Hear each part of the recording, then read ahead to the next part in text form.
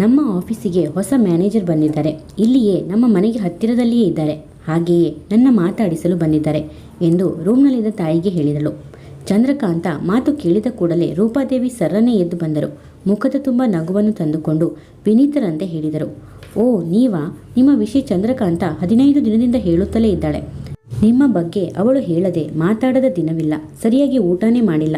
ನೀವು ಅವಳನ್ನು ಅಷ್ಟೊಂದು ಹಚ್ಚಿಕೊಂಡಿದ್ದೀರಾ ಎಂದು ಹೇಮಂತ್ ತಮಗೆ ತುಂಬ ದಿನದಿಂದಲೂ ಪರಿಚಯ ಇದೆ ಎನ್ನುವಂತೆ ಅವನಿಗೆ ಕೈ ಜೋಡಿಸಿ ನಮಸ್ಕರಿಸಿ ಹೇಳಿದರು. ಓ ನಮಸ್ತೆ ನಮ್ಮ ಎಂದು ಹೇಮಂತ್ ಉತ್ಸಾಹದಿಂದ ಹೇಳಿದ. ನೀವು ತುಂಬ ಒಳ್ಳೆಯವರಪ್ಪ. ನಿನ್ನೆ ನಮ್ಮ ಚಂದ್ರಕಾಂತ ಆ ಮಳೆಯಲ್ಲಿ ಮನೆಗೆ ಬರಲು ತುಂಬ ಕಷ್ಟಪಡಬೇಕಿತ್ತು. ನೀವು ಇಷ್ಟು ದೊಡ್ಡ ಆಫೀಸರ್ ಆದರೂ ಸ್ವಲ್ಪವೂ ಬಿಗುಮಾನ ತೋರದೆ ಮನೆಯವರಿಗೂ ಕರೆ ತಂದಿದ್ದೀರಾ. ನಿಮ್ಮ ದೊಡ್ಡ ಗುಣವನ್ನು ಎಷ್ಟು ಹೊಗಳಿದರೂ ಸಾಲದು ಎಂದರು. ಅಷ್ಟರಲ್ಲಿ ವಿಶ್ವನಾಥ ರೂಮ್ನಿಂದ ಎದ್ದು ಬಂದರು. ಹೇಮಂತ್ ಅವರು ಚಂದ್ರಕಾಂತಳ ತಂದೆ ಇರಬೇಕೆಂದು ಊಹಿಸಿ ಪುನಃ ಎದ್ದು ನಿಂತು ನಮಸ್ಕರಿಸಿದನು. ನಮಸ್ಕಾರ ಸರ್ ಎಂದು ಹೇಮಂತ್ ಎದ್ದು ನಮಸ್ಕರಿಸಿದಾಗ ಚಂದ್ರಕಾಂತಳಿಗೆ ಮೈಯೆಲ್ಲ ಪರಚಿಕೊಳ್ಳುವಂತೆ ಆಯಿತು. ಥೂ, ಈ ಹಾಳು ಬುದ್ಧಿಯ ಮುಖಗಳಿಗೆ ಒಳ್ಳೆಯವರು ನಮಸ್ಕರಿಸುವುದೊಂದು ಕೇಡು. ಒಳಗೊಳಗೆ ಅವಳ ಮನಸ್ಸು ಕುದಿಯತೊಡಗಿತು. ಮುಖ ಕೆಂಪಾಗಿ ಶಾಪ ಕೊಡುವವನಂತೆ ಆಯಿತು. ಅವಳ ಕೈಗಳು ಒಂದಕ್ಕೊಂದು ಮುಷ್ಟಿಯನ್ನು ಬಿಗಿದುಕೊಂಡವು. ನಮಸ್ಕಾರ. ನಮ್ಮ ಮನೆಗೆ ಬಂದಿದ್ದು ತುಂಬ ಸಂತೋಷ. ನಿಮ್ಮ ಪರಿಚಯದಿಂದ ನಮ್ಮ ಮನಸ್ಸುಗಳು ಒಂದಾಗಲಿ ಅಂತ ಹಾರೈಸುತ್ತೇವೆ ಎಂದು ವಿಶ್ವನಾಥ ತಾನೇ ಸ್ವತಃ ಎದ್ದು ಬಂದು ಹೇಮಂತನ ಕೈಗಳನ್ನು ಹಿಡಿದು ಕುಲುಕಿದನು. ತಾಯಿ ತಂದೆಯ ವರ್ತನೆಯಿಂದ ಚಂದ್ರಕಾಂತಳ ತಲೆ ನಾಗಿಣಿಯಂತೆ ಸರ್ರನ್ನೇ ಆ ಕಡೆ ಈ ಕಡೆ ತಿರುಗತೊಡಗಿತು. ಇವರಿಬ್ಬರು ಯಾವ ರೀತಿಯಿಂದಲೂ ಪರಿಚಯವೇ ಇಲ್ಲದೆ ಹೇಮಂತನು ಹೊಗಳಲು ಕಾರಣ ತಿಳಿಯಲಿಲ್ಲ. ಮೂವರು ಲೋಕಾಭಿರಾಮವಾಗಿ ತಮ್ಮ ತಮ್ಮ ವ್ಯವಹಾರಗಳನ್ನು ಕುರಿತು ಮಾತಾಡಿಕೊಂಡರು. ಚಂದ್ರಕಾಂತ ಮೂಕ ಪ್ರೇಕ್ಷಕಿಯಂತೆ ಅವರ ಮಧ್ಯೆ ಅವಳು. ಹೇಮಂತನ ನೋಡುತ್ತಿದ್ದ ಚಂದ್ರಕಾಂತಳಿಗೆ ಇಂದು ತಾನು ಆಫೀಸಿಗೆ ಹೋಗೋದಿದ್ದ ಬಗ್ಗೆ ಏನಾದರೂ ಕೇಳಿದರೆ ಏನು ಉತ್ತರಿಸಬೇಕೆಂದು ಕಾರಣ ಹುಡುಕುತ್ತಿದ್ದಳು. ಆದರೆ ಹೇಮಂತ್ ಅದರ ಬಗ್ಗೆ ಯಾವ ಪ್ರಶ್ನೆಯನ್ನೂ ಹಾಕಲಿಲ್ಲ. ಮಾತುಗಳು ಅವರೊಂದಿಗೆ ಆಡುತ್ತಿದ್ದರೂ ಅವನ ಕಂಗಳು ಮಾತ್ರ ಚಂದ್ರಕಾಂತಳನ್ನೇ ನೋಡುತ್ತಿದ್ದವು. ದೊಡ್ಡವರ ಎದುರಿನಲ್ಲಿ ಅವಳನ್ನು ನೇರವಾಗಿ ನೋಡುವುದು ಸರಿಯಲ್ಲವೆಂದು ನೆನೆಸಿದರೂ ನೋಡದೆ ಇರಲಾರದಾದ. ಸ್ವಲ್ಪ ಸಮಯದ ನಂತರ ರೂಪಾದೇವಿ ಚಂದ್ರಕಾಂತಳಿಗೆ ಹೇಳಿದರು, ಚಂದ್ರ, ಎಲ್ಲರಿಗೂ ತಿನ್ನಲು ಟಿಫಿನ್ ತೆಗೆದುಕೊಂಡು ಬಾ. ಈಗಲೇ ಹೊತ್ತಾಗಿದೆ. ಅವರು ಆಫೀಸ್ನಿಂದ ನೇರವಾಗಿ ಇಲ್ಲಿಗೆ ಬಂದಂತೆ ಇದೆ. ನಿಜ, ಹೇಮಂತ್ ತಮ್ಮ ಮನೆಗೆ ಬರುತ್ತಾ ಇರೋದೇ ಇಂದು. ಬಂದ ಮೊದಲನೇ ದಿನವೇ ಇವರಿಗೆ ತಮ್ಮ ಮನೆಯ ಒಳಗುಟ್ಟು ತಿಳಿಯುವುದು ಬೇಡ. ಹೇಮಂತನ ಮನಸ್ಸು ಈಗಲೇ ಒಡೆಯಬಾರದು ಎಂದು ನಿಧಾನವಾಗಿ ಟ್ರೇನಲ್ಲಿ ಎಲ್ಲರಿಗೂ ತಟ್ಟೆಗಳಲ್ಲಿ ಇಡ್ಲಿ, ಚಟ್ನಿ, ಸಾಂಬಾರ್ ತಂದಿಟ್ಟಳು.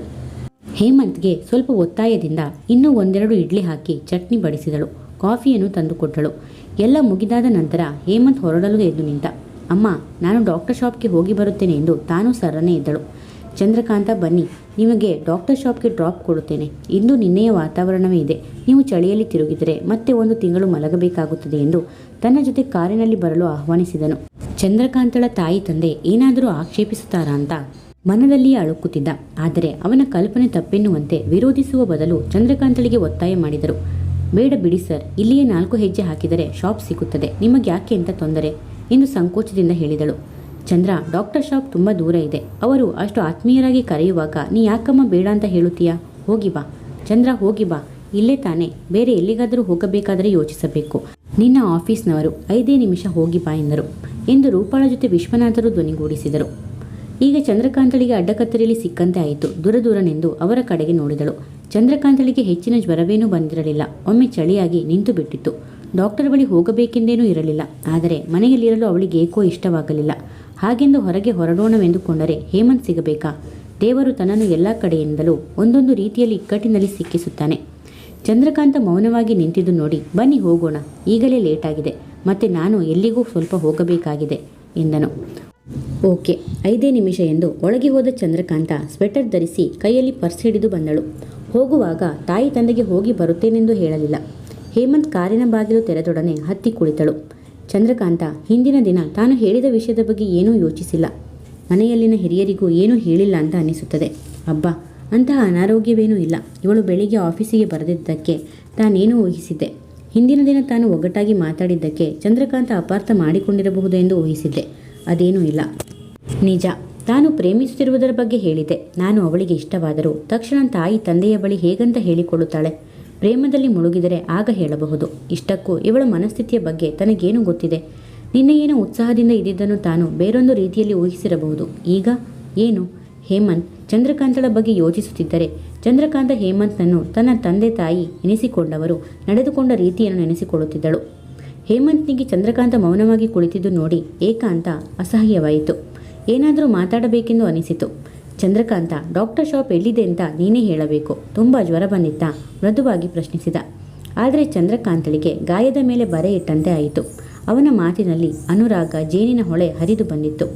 ಹೇಮಂತನ ಮಾತು ಕೇಳಿದಾಕ್ಷಣ ಚಂದ್ರಕಾಂತಳಿಗೆ ದುಃಖವು ಒತ್ತರಿಸಿಕೊಂಡು ಬಂದಿತ್ತು. ಛೇ, ತನ್ನ ಜನ್ಮಕ್ಕೆ ಬೆಂಕಿ ಇಟ್ಟರೂ ಸಾಲದು. ಇಂತಹ ಒಳ್ಳೆಯ ಮನಸತ್ವದವನ ಮುಂದೆಯೂ ನಾಟಕವಾಡಬೇಕೆ? ತನ್ನ ಸ್ಥಿತಿ ಹೇಳಿಕೊಳ್ಳುವಂತೆಯೂ ಇಲ್ಲ, ಬಿಡುವಂತೆಯೂ ಇಲ್ಲ. ಮೋಸ ಮಾಡಲು ತಾನು ಕೆಟ್ಟವಳು ಅಲ್ಲ. ಈಗಲೇ ಹೇಳಿದರೆ ಇವರ ಮನಸ್ಸು ಇತರರಂತೆ ಬದಲಾಗಬಹುದು. ಅದಕ್ಕೆ ತಾನು ಅವಕಾಶ ಕೊಡಬಾರದು. ನಿಧಾನವಾಗಿ ಇನ್ನೂ ಒಂದೆರಡು ದಿನಗಳ ನಂತರ ಪ್ರೇಮದ ವಿಷಯ ಹೇಮಂತನೇ ಎತ್ತಿದಾಗ ಅವನನ್ನು ಮೋಸಪಡಿಸದೆ ಹೇಳಬೇಕು. ಯಾಕೆ ಚಂದ್ರಕಾಂತ ಅಷ್ಟೊಂದು ವರಿಯಾಗುತ್ತೀಯಾ? ನಿನಗೆ ಆರೋಗ್ಯ ಸರಿಯಿಲ್ಲದಿದ್ದರೆ ನಾಳೆಯೂ ಬೇಕಾದರೆ ಲೀವ್ ಹಾಕಿ ಫುಲ್ ರೆಸ್ಟ್ ತೆಗೆದುಕೊಂಡು ಬಾ. ನಿನಗೆ ಆರೋಗ್ಯ ಸರಿಯಿಲ್ಲದಾಗ ಕೆಲಸ ಮಾಡಿದರೆ ಆಫೀಸ್ ಕೆಲಸಗಳು ಹೆಚ್ಚು ಕಡಿಮೆ ಆಗಬಹುದು. ಹೇಮಂತ್ ಅವಳು ಉತ್ತರಿಸದೇ ಇದ್ದುದಕ್ಕೆ ಬೇರೊಂದು ರೀತಿಯ ಅರ್ಥ ಮಾಡಿಕೊಂಡು ಹೇಳಿದ. ನನ್ನ ಅಪಾರ್ಥ ಮಾಡಿಕೋಬೇಡಿ. ಈಗೇನೂ ಜ್ವರ ಇಲ್ಲ. ಡಾಕ್ಟರ್ ಕೊಟ್ಟಿರುವ ಔಷಧಿ ಇದೆ. ನನ್ನ ಫ್ರೆಂಡ್ ಮನೆಗೆ ಹೋಗುತ್ತೇನೆ. ಇಲ್ಲಿಯೇ ಕಾರು ನಿಲ್ಲಿಸಿ ಎಂದು ಜಾರಿದ ಕಂಬನಿ ಅವನಿಗೆ ಕಾಣದಿರುವಂತೆ ಒರೆಸಿಕೊಂಡಳು. ಅವಳ ಮಾತು ಕೇಳಿ ಹೇಮಂತ್ನಿಗೆ ಅಯೋಮಯವಾಯಿತು. ಅರೆ ಹುಚ್ಚು ಹುಡುಗಿ, ಮನೆಯಲ್ಲಿ ಶಾಪ್ಗೆಂದು ಹೇಳಿ ಇಲ್ಲಿ ಫ್ರೆಂಡ್ ಮನೆ ಅಂತ ಹೇಳುತ್ತಿದ್ದಾಳೆ. Boy friend ಇರಬಹುದಾ? ಇವಳಿಗೂ ಕುಮುದಾಳಿಗೂ ಯಾವ ವ್ಯತ್ಯಾಸ ಇಲ್ಲ ಅನಿಸುತ್ತದೆ. ಕುಮುದಾಳ ಜೊತೆ ಸಿನಿಮಾಗೆ ಹೋಗಿದ್ದೆ. ಇಂಗ್ಲಿಷ್ ಸಿನಿಮಾ ತುಂಬ ಚೆನ್ನಾಗಿತ್ತು. ಕುಮುದ ನಾನು ಒಟ್ಟಿಗೆ ಮಾತಾಡದೆ ತುಂಬ ದಿನಗಳೇ ಆಗಿತ್ತು. ಹೊರಗೆ ಹೋಗದಿರಲು ಕಾರಣ ಕೂಡ ಕುಮುದಾಳೆ. ಕಾಲೇಜಿನಲ್ಲಿ ಫಿಸಿಕ್ಸ್ ಟೆಸ್ಟ್ ಇದೆ, ಕೆಮಿಸ್ಟ್ರಿ ಪ್ರಾಕ್ಟಿಕಲ್ಸ್ ಇದೆ, ಬಯಾಲಜಿ ಸ್ಪೆಷಲ್ ಕ್ಲಾಸ್ ಇದೆ ಅಂತ ತಪ್ಪಿಸಿಕೊಂಡು ತಿರುಗುತ್ತಿದ್ದಳು. ಆ ದಿನ ಆಕಸ್ಮಿಕವಾಗಿ ತಾನು ಮನೆಗೆ ಫೋನ್ ಮಾಡದೆ ಹೋಗಿದ್ದರಿಂದ ಸಿಕ್ಕಿದಳು. ನನ್ನ ಬಲವಂತಕ್ಕೆ ತಾಯಿ ತಂದೆಯರ ಒತ್ತಾಯಕ್ಕೆ ಬಂದಳು. ಬರುವಾಗ ದಾರಿಯಲ್ಲಿ ಇವಳಿಗೆ ಪರಿಚಯದವರು ಯಾರೋ ಸಿಕ್ಕಿದರು. ಇನ್ನು ಅದರ ಬಗ್ಗೆ ತಾನು ಹೇಳುವುದೇ ಬೇಡ. ಮಾತುಕತೆ ಪ್ರಾರಂಭವಾಯಿತು. ಹಾಯ್ ನಟರಾಜ. ಪಕ್ಕದಲ್ಲಿ ಗಂಡನಾಗುವವನು ಇದ್ದಾನೆಂಬ ಪ್ರಜ್ಞೆಯೇ ಕುಮುದಾಗೆ ಇದ್ದಂತೆ ಇರಲಿಲ್ಲ. ನನ್ನ ನೋಡುವಾಗ ಆಗುವ ಉತ್ಸಾಹಕ್ಕಿಂತ 10ರಷ್ಟು ಈಗ ಅವನನ್ನು ನೋಡಿ ಉತ್ಸಾಹದಿಂದ ತುಂಬಿದಳು. ಕುಮುದಾಳ ಸ್ವರ ಕೇಳಿ ಅವನ ಬೈಕ್ಗೆ ಬ್ರೇಕ್ ಆಯಿತು. ತಕ್ಷಣ ಹಿಂದಿರುಗಿ ನೋಡಿದ. ಹಾಯ್ ಕುಮುದ, ಅದೇನು ಇಲ್ಲಿಗೆ ಬಂದಿದ್ದೀಯಾ? ಹತ್ತಿರ ಬಂದು ನಿಂತನು. ಸಿನಿಮಾ ನೋಡಬೇಕು ಅಂತ ಎಲ್ಲರೂ ಬಂದಿದ್ದೇವೆ, ಅರ್ಥವಾಗದಂತೆ ಹೇಳಿದಳು. ಅವರಿಬ್ಬರಿಗೆ ಆ ಪ್ರೇಮ ಭಾಷೆ ತಿಳಿದಿತ್ತೆಂದರೆ ಸರಿ. ನನ್ನ ಗಂಡನಾಗುವವನು ಎಂದು ಯಾಕೆ ಪರಿಚಯ ಮಾಡಿಕೊಡಲಿಲ್ಲವೋ ಅರ್ಥವಾಗಲಿಲ್ಲ. 1 ನಿಮಿಷ ನಿನ್ನ ಹತ್ತಿರ ಮಾತನಾಡಬೇಕು ಎಂದು ನನಗಿಂತ ತುಸು ದೂರ ನಿಂತುಕೊಂಡರು. ಅದೇನೇನು ಮಾತಾಡಿಕೊಂಡರೋ ದೇವರಿಗೆ ಗೊತ್ತು. ಕುಮುದ ನನಗೆ ಕಾಣುವಂತೆಯೇ ಒಂದು ಕವರನ್ನು ಆತನ ಕೈಗೆ ಕೊಟ್ಟಳು. ಆ ಕ್ಷಣ ನಾನು ಯಾಕೋ ಹತ್ತಿರ ಬಂದೆ. ಏನು ಕುಮುದ ನೀನು ಕೊಡುತ್ತಾ ಇರೋದು ಎಂದೆ. ಗ್ರೀಟಿಂಗ್ ವಿತ್ ಲೆಟರ್ ಎಂದು ಅವಳು ಸತ್ಯವನ್ನೇ ಹೇಳಿದಳು. ಅವಳ ಬಗ್ಗೆ ಒಂದಿಷ್ಟು ಯೋಚಿಸದ ನಾನು ಕಣ್ಣಿಗೆ ಇವೆಲ್ಲ ಕಾಮನ್ ಎನ್ನುವ ಕನ್ನಡಕ ಹಾಕಿಕೊಂಡಿದ್ದೆ. ಥೂ, ಈ ಹಾಳು ಕುಮುದಾಳ 2 ಕೆನ್ನೆಗಳಿಗೆ ಚಪ್ಪಲಿ ತೆಗೆದು ಪಟಪಟನೆ ಹೊಡೆಯಬೇಕು. ಮುಂದೆ ಅವರಿಬ್ಬರು ಹೋಗಲು ಮಾಡಿಕೊಂಡ ಒಪ್ಪಂದದ ಲೆಟರ್ ಅದಾಗಿತ್ತು. ಅವಳು ಯಾವ ಕಾರಣಕ್ಕಾಗಿ ತನ್ನ ವಿವಾಹವಾಗಿ ಆತನೊಂದಿಗೆ ವಿವಾಹವಾಗುವುದಕ್ಕಿಂತ ಮೊದಲೇ ಈ ಕೆಲಸ ಮಾಡಿದ್ದರೆ ನನ್ನ ಮರ್ಯಾದೆಯೇ ಉಳಿಯುತ್ತಿತ್ತು. 4 ಜನರು ನನ್ನನ್ನು ನೋಡಿ ಅಯ್ಯೋ ಪಾಪ ಅಂತ ಹೇಳುವ ಪರಿಸ್ಥಿತಿ ಬರುತ್ತಿರಲಿಲ್ಲ. ಈಗೆಲ್ಲ ಮರೆತು ಹೋಗಿದೆ. ದೊಡ್ಡವರಿಗೆ ವಿವಾಹಕ್ಕಿಂತಲೂ ಮೊದಲು ಹೆದರಿಕೊಂಡು 4 ಜನರ ಮುಂದೆ ವಿವಾಹವಾದ ನಂತರ ಓಡಿ ಹೋಗಲು ಹೆದರಿಕೆಯಾಗದದ್ದು ಇನ್ನೊಂದು ವಿಚಿತ್ರವೇ ಸರಿ. ಚಂದ್ರಕಾಂತಳಿಗೆ ಯಾವ ರೀತಿ ಫ್ರೆಂಡ್ ಇದ್ದಾರೋ ಯಾರಿಗೆ ಗೊತ್ತು. ಇದರಲ್ಲಿ ಬಾಯ್ ಫ್ರೆಂಡ್ ಇದ್ದರೆ ಈಗಲೂ ಸಾಮಾನ್ಯವಾಗಿ ತಪ್ಪೇನೂ ಇಲ್ಲ. ಅಥವಾ ಗರ್ಲ್ ಫ್ರೆಂಡ್ ಆದರೂ ಆಗಿರಬಹುದು. ಆದರೆ ಅವರನ್ನೆಲ್ಲ ಫ್ರೆಂಡ್ಸ್ಗಳ ಸ್ಥಾನದಲ್ಲಿಟ್ಟಿರಬೇಕೇ ವಿನಃ ಅದಕ್ಕಿಂತಲೂ ಹೆಚ್ಚಿನ ಅಕ್ರಮ ಸಂಬಂಧಗಳನ್ನು ಬೆಳೆಸಿಕೊಳ್ಳಬಾರದು. ಸರ್, ಕಾರು ನಿಲ್ಲಿಸಿ, ನಾನು ಇಳಿಯುತ್ತೇನೆ, ಚಂದ್ರಕಾಂತ ಪುನಃ ಹೇಳಿದಳು. ತನ್ನದೇ ವಾದ ತರ್ಕಗಳಲ್ಲಿ ರಸ್ತೆಯನ್ನೇ ನೋಡುತ್ತಾ ಡ್ರೈವ್ ಮಾಡುತ್ತಿದ್ದ ಹೇಮಂತ್ಗೆ ಕೇಳಿಸಲಿಲ್ಲ. ಇನ್ನೂ ಸ್ವಲ್ಪ ಮುಂದೆ ಹೋಗಿ ಅಭ್ಯಾಸದಂತೆ ತನ್ನ ಬಂಗಲೆಯ ಮುಂದೆ ಕಾರು ನಿಲ್ಲಿಸಿದನು. ಇದೇನು ಸರ್, ಇಷ್ಟು ಮುಂದಕ್ಕೆ ಕಾರು ತಂದಿದ್ದೀರಾ? ಸಾರಿ ಚಂದ್ರಕಾಂತ, ನಾನೇನೋ ಯೋಚನೆಯಲ್ಲಿ ಮುಳುಗಿ ಹೋಗಿದ್ದೆ, ಮರೆತು ಮುಂದೆ ಬಂದಿದ್ದೇನೆ. ಇದೇ ನಾನು ಇರುವ ಸಣ್ಣ ಬಂಗಲೆ, ಈ ದಿನ ನೋಡಿಕೊಂಡು ಹೋಗುವೆಯಂತೆ ಎಂದು ಹೇಮಂತ್ ಕಾರಿನಿಂದ ಇಳಿದು ಅವಳನ್ನು ಆಹ್ವಾನಿಸಿದ. ಹಾಗಲ್ಲ ಸರ್, ತುಂಬ ಲೇಟಾಗಬಹುದು. ಇನ್ನೊಮ್ಮೆ ಭಾನುವಾರ ಯಾವಾಗಲಾದರೂ ಬರುತ್ತೇನೆ, ಸಂಕೋಚದಿಂದ ಹೇಳಿದಳು. ಪರವಾಗಿಲ್ಲ ಬಿಡಿ, ಟೈಮ್ ಜಾಸ್ತಿ ಇದ್ದರೆ ನಾನೇ ನಿಮ್ಮ ಮನೆಗೆ ಬಂದು ಬಿಡುತ್ತೇನೆ. ನಿಮ್ಮ ಫಾದರ್ಗೆ ಒಂದು ಮೆಸೇಜ್ ಕಳಿಸಿದರೆ ಸರಿ ಎಂದು ಉತ್ಸಾಹದಿಂದ ಹೇಳಿದ. ಅವನಿಗೆ ಚಂದ್ರಕಾಂತ ತನ್ನ ಮನೆಗೆ ಬರುತ್ತಾ ಇದ್ದಿದ್ದು ಶರೀರದಲ್ಲಿ ನವಚೇತನ ತುಂಬಿ ಬಂದಂತೆ ಆಗಿತ್ತು. ತನ್ನ ವಾಚ್ ನೋಡಿಕೊಳ್ಳುತ್ತಾ, ವಾ, ಇನ್ನೂ 7 ಗಂಟೆಯೂ ಆಗಿಲ್ಲ. 1 ಗಂಟೆಯವರೆಗೂ ನೀವು ನನ್ನ ಮನೆಯಲ್ಲಿ ಕಂಪನಿ ಕೊಡಬಹುದು. ನಮ್ಮವರ ಪರಿಚಯ ಮಾಡಿಕೊಡುತ್ತೇನೆ ಎಂದು ತನ್ನ ಕ್ರಾಪ್ ಕೂದಲನ್ನು ಹಾಗೆಯೇ ಸರಿಪಡಿಸಿಕೊಂಡ. ಚಂದ್ರಕಾಂತ ಅವನ ಮಾತಿಗೆ ಉತ್ತರಿಸದೆ ಹೇಮಂತನ ಮನೆಗೆ ಬರುತ್ತಿರುವುದಕ್ಕೆ ಒಳಗೊಳಗೆ ಸಂತೋಷ ಪಡುತ್ತಾ ಸಂಕೋಚದಿಂದ ಅವನ ಮನೆಗೆ ಬಂದಳು. ಹೇಮಂತ್, ತಾನು ಬಂದಿದ್ದರಿಂದ ನಿಮಗೆ ತೊಂದರೆಯಾಗುತ್ತಿಲ್ಲ ತಾನೇ?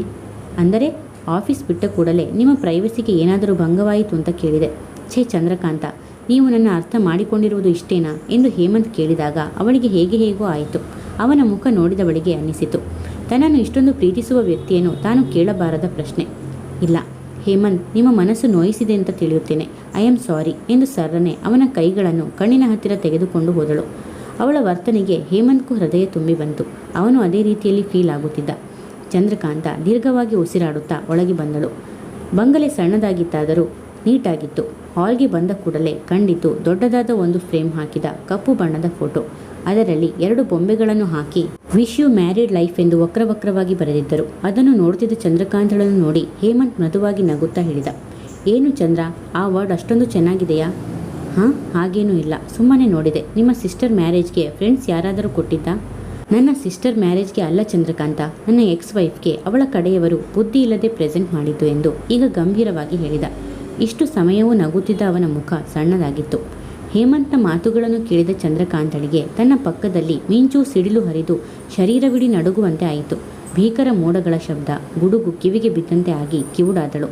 ಆದ ಶಾಕ್ನಿಂದ ಚೇತರಿಸಿಕೊಳ್ಳಬೇಕಾದರೆ 5 ನಿಮಿಷ ಬೇಕಾಯಿತು. ಹೇಮಂತ್ ಸ್ತಬ್ಧಳಾಗಿ ನಿಂತಿದ್ದ ಚಂದ್ರಕಾಂತಳ ಕೈಗೆ ಆ ಫೋಟೋವನ್ನು ತೆಗೆದುಕೊಟ್ಟ. ಅದು ಅವಳ ಕೈಯಲ್ಲಿ ನಿಲ್ಲದೆ ಜಾರಿ ನೆಲದ ಮೇಲೆ ಫಳ್ಳೆಂದು ಶಬ್ದ ಮಾಡುತ್ತಾ ಕೆಳಗೆ ಬಿದ್ದು 100 ಹೋಳಾಯಿತು. ಈಗ ಚಂದ್ರಕಾಂತ ಶಾಕ್ ತಿಂದು ಭಯದಿಂದ ತಲೆ ಎತ್ತಿ ಅವನನ್ನು ನೋಡಿದಳು. ತಾನೇನು ಮಾಡಬಾರದ ಕೆಲಸ ಮಾಡಿದಂತೆ ಇತ್ತು. ಇವರು ತಮ್ಮ ಪತ್ನಿಯನ್ನು ತುಂಬ ಪ್ರೀತಿಸುತ್ತಿರಬೇಕು. ತಾನು ಒಡೆದು ಹಾಕಿ ಅವರ ಮನಸ್ಸು ನೋಯಿಸಿದೆ ಅನ್ನಿಸಿ ದೊಡ್ಡ ಕಂಗಳಿಂದ ಅವಳನ್ನೇ ನೋಡಿದೆ. ಹೇಮಂತ್ ವಿವಾಹಿತ ಎಂಬ ವಿಷಯ ಚಂದ್ರಕಾಂತಳಿಗೆ ತಡೆಯಲಾರದ ಶಾಕ್ ಆಗಿತ್ತು. ಸಾರಿ ಹೇಮಂತ್, ನಿಮ್ಮ ಮನಸ್ಸು ನೋಯಿಸಿದೆ, ಈ ಫೋಟೋ ಎಂದು ನಿಲ್ಲಿಸಿದಳು. ಅವಳ ಅವ್ಯವಸ್ಥೆಯನ್ನು ಗಮನಿಸಿದ ಹೇಮಂತ್ ಇನ್ನೂ ನಗುತ್ತಾ ಅವಳ ಭುಜದ ಮೇಲೆ ಕೈಯಿಟ್ಟು ಹೇಳಿದ, ಚಂದ್ರಕಾಂತ, ಈ ಕೆಲಸ ನೀನು ಮಾಡಿದ್ದು ಸರಿಯಾಗಿಯೇ ಇದೆ. ಇದರಿಂದ ನನಗೇನೂ ಬೇಸರವಿಲ್ಲ. ನಾನು ಮಾಡಬೇಕಾಗಿರುವ ಕೆಲಸವನ್ನು ನೀನು ಮಾಡಿದೆ ಅಂತ ಹೇಳಿದರೆ ನಿನಗೆ ಆಶ್ಚರ್ಯವಾಗಬಹುದು. ಪ್ರೇಮವೆಂದರೆ ಹೀಗಿರಬೇಕು. ನನ್ನ ಹೃದಯ ಮನಸ್ಸು ಹೇಳುತ್ತಿದ್ದುದನ್ನು ನೀನು ಮಾಡಿದೆ. ನಾನು ಯಾರನ್ನೂ ಮೋಸ ಮಾಡಬಾರದು ಅಂತ ನನ್ನ ಅಭಿಪ್ರಾಯ. ಅಂದರೆ ಇವರ ಹೆಂಡತಿ ಮರಣ ಹೊಂದಿದ್ದಾಳ ಅಥವಾ ಏನಾಗಿದ್ದಾಳೆ? ಡೈವೋರ್ಸ್ ತೆಗೆದುಕೊಂಡು ಕಟ್ಟಿಕೊಂಡ ಗಂಡ ಸರಿಯಿಲ್ಲ ಅಂತ ದೂರ ಹೋಗಿದ್ದಾಳ ಎಂದು ಊಹಿಸಲಾರದೆ ಹೋದಳು. ಎಲ್ಲ ಒಗಟಿನ ಮನುಷ್ಯ. ಚಂದ್ರಕಾಂತ, ನಾನು ಹೇಳುವ ಮಾತು ಕೇಳಿ ವರಿಯಾಗಬೇಡಿ. ನೀವು ಮಾಡಿದ್ದನ್ನು ನಾನು ಹೃತ್ಪೂರ್ವಕವಾಗಿ ಹಾಗೆಯೇ ಆಗಲಿ ಅಂತ ಕೇಳಿಕೋತಾ ಇದ್ದೇನೆ ಎಂದು ಅವಳ ಭುಜ ಹಿಡಿದು ಅಲ್ಲಾಡಿಸುತ್ತಾ ನಿಧಾನವಾಗಿ ಪುನಃ ಹೇಳಿದ. ಈಗ ಅರ್ಥವಾಗದೆ ಪಿಳಿಪಿಳಿ ಕಣ್ಣು ಬಿಡುವ ಸರದಿ ಚಂದ್ರಕಾಂತಳದ್ದು ಆಯಿತು. ನಾನು ಆ ಫೋಟೋವನ್ನು ಎತ್ತಿ ಹಾಕಿದರೆ ಇವರ ಮನಸ್ಸಿಗೆ ಸ್ವಲ್ಪವೂ ನೋವಾಗಿಲ್ಲವಾ? ಎಲ್ಲ ವಿಚಿತ್ರ. ನಿನ್ನೆ ಹೋಟೆಲ್ನಲ್ಲಿ ವಿವಾಹವಾಗಿದ್ದೀರಾ ಇಲ್ವಾ ಅಂತ ಕೇಳಿದ್ದಕ್ಕೆ ಎರಡಕ್ಕೂ ಸೇರಿಸಿ ಹೌದು ಅಂತ ಹೇಳಿದ್ದ. ಈಗ ಮದುವೆಯ ಫೋಟೋ ಒಡೆದು ಹೋದರೆ ಸಂತೋಷ ಅಂತ ಹೇಳುತ್ತಿದ್ದಾನೆ. ಅಂದರೆ ಇವನಿಗೆ ಹೆಂಡತಿಯ ಬಗ್ಗೆ ಆದರ ಅಭಿಮಾನಗಳಿಲ್ಲವೇ? ಚಂದ್ರಕಾಂತ, ನಿನಗೆ ನಾನು ಹೇಳಬೇಕಾದ ಎಷ್ಟೋ ವಿಷಯ ಇದೆ. ಅದನ್ನೆಲ್ಲ ಈಗ ಹೇಳುತ್ತಾ ಕುಳಿತರೆ ನಿನಗೆ ತುಂಬ ಟೈಮ್ ಆಗಿ ನಿಮ್ಮ ತಾಯಿ ತಂದೆ ಗಾಬರಿಕೊಳ್ಳುತ್ತಾರೆ. ನಾಳೆ ಹೇಗಿದ್ದರೂ ಸಂಡೇ, ನಮ್ಮಿಬ್ಬರಿಗೂ ಆಫೀಸ್ ರಜಾ ಇದೆ. ಇಬ್ಬರು ಎಲ್ಲಿಗಾದರೂ ಹೋಗಿ ಬರೋಣವಂತೆ. ಆಗ ಈ ಹ್ಯಾಪಿ ಮ್ಯಾರಿಡ್ ಲೈಫ್ನ ದೊಡ್ಡ ಕತೆ ಹೇಳುತ್ತೇನೆ. ಈಗ ಮನೆಯ ಉಳಿದ ಭಾಗವನ್ನು ನೋಡುವೆಯಂತೆ ಎಂದು ಅವಳ ಕೈಯನ್ನು ಸರ್ರನೆ ತನ್ನ ತುಟಿಗಳ ಹತ್ತಿರ ತೆಗೆದುಕೊಂಡು ಹೋಗಿ ಮುದ್ದಿಸಿಬಿಟ್ಟನು. ಆದ ಶಾಕ್ನಿಂದ ಇನ್ನೂ ಚೇತರಿಸಿಕೊಳ್ಳದ ಚಂದ್ರಕಾಂತ ಮಂಜುಗಡ್ಡೆಯಂತೆ ತಣ್ಣಗೆ ಕೊರೆಯುತ್ತಾ ನಿಶ್ಚಳಲಾಗಿ ನಿಂತಳು. ಅವನ ಪ್ರಣಯ ಚೇಷ್ಟೆಗಳು ಅವಳನ್ನು ಅಲ್ಲಾಡಿಸಲಿಲ್ಲ. ಅವನನ್ನೇ ನೋಡುತ್ತಾ ನಿಂತಳು.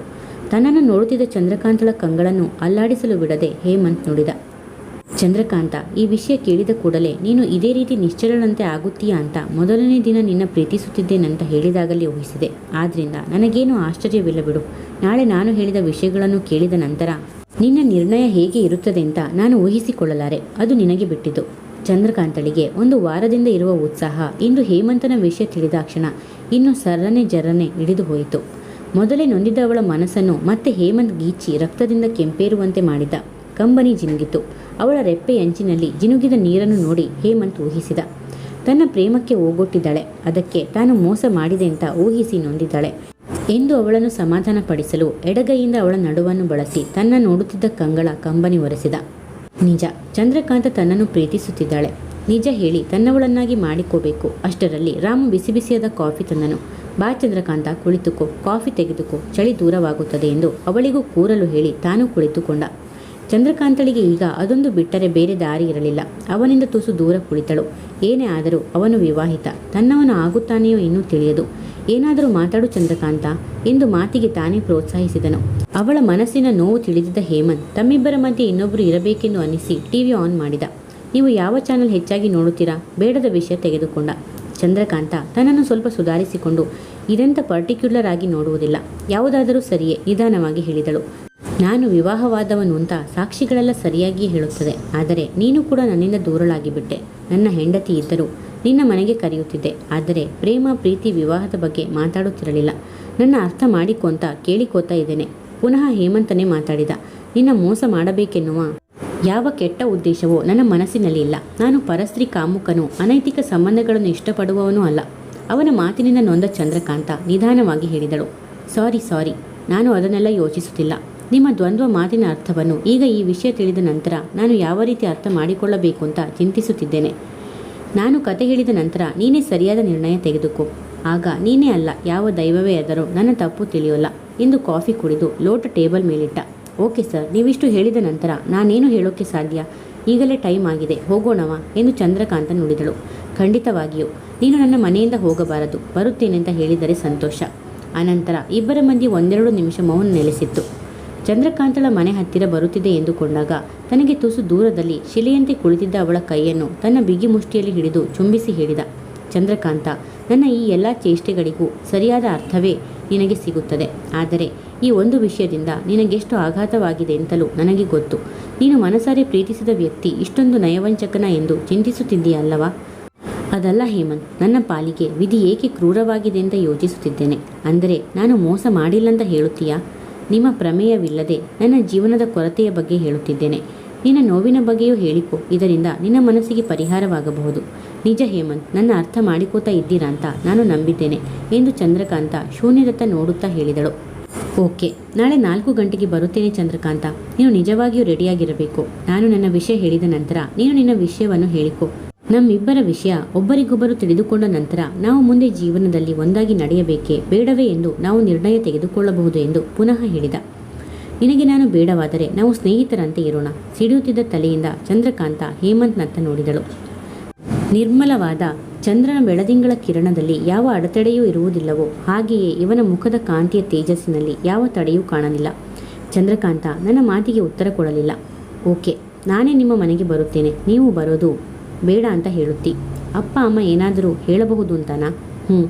ಎಂದು ತನ್ನ ತಾಯಿ ತಂದೆಯರ ಬಗ್ಗೆ ಉತ್ತರಿಸಲಾರದ ಚಂದ್ರಕಾಂತ ಕಂಬನಿ ಅವನಿಗೆ ಕಾಣದಿರುವಂತೆ ಒರೆಸಿಕೊಂಡಳು. ಕೆಳಗೆ ಇಳಿದಳು. ಅವಳ ಉತ್ತರ ಕೇಳಿ ನೆಮ್ಮದಿಯ ಉಸಿರು ಬಿಟ್ಟ ಹೇಮಂತ್ ಕಾರನ್ನು ಕತ್ತಲೆಯಲ್ಲಿ ತಿರುಗಿಸಿದ. ಪ್ರಿಯ ವೀಕ್ಷಕರೇ, ಈ ಕಥೆ ನಿಮಗೆ ಇಷ್ಟವಾದರೆ ಒಂದು ಲೈಕ್ ಮಾಡಿ, ಕಮೆಂಟ್ಸ್ ಮಾಡಿ, ಶೇರ್ ಮಾಡಿ. ಹೊಸದಾಗಿ ನಮ್ಮ ಚಾನಲ್ನ ನೋಡ್ತಾ ಇದ್ದರೆ ಸಬ್ಸ್ಕ್ರೈಬ್ ಮಾಡ್ಕೊಳ್ಳಿ. ಇದರಿಂದ ನನ್ನ ಎಲ್ಲ ವಿಡಿಯೋಗಳ ನೋಟಿಫಿಕೇಶನ್ ನಿಮಗೆ ಬೇಗನೆ ತಲುಪುತ್ತದೆ. ಕಥೆ ಕೇಳಿದ್ದಕ್ಕೆ ಧನ್ಯವಾದಗಳು.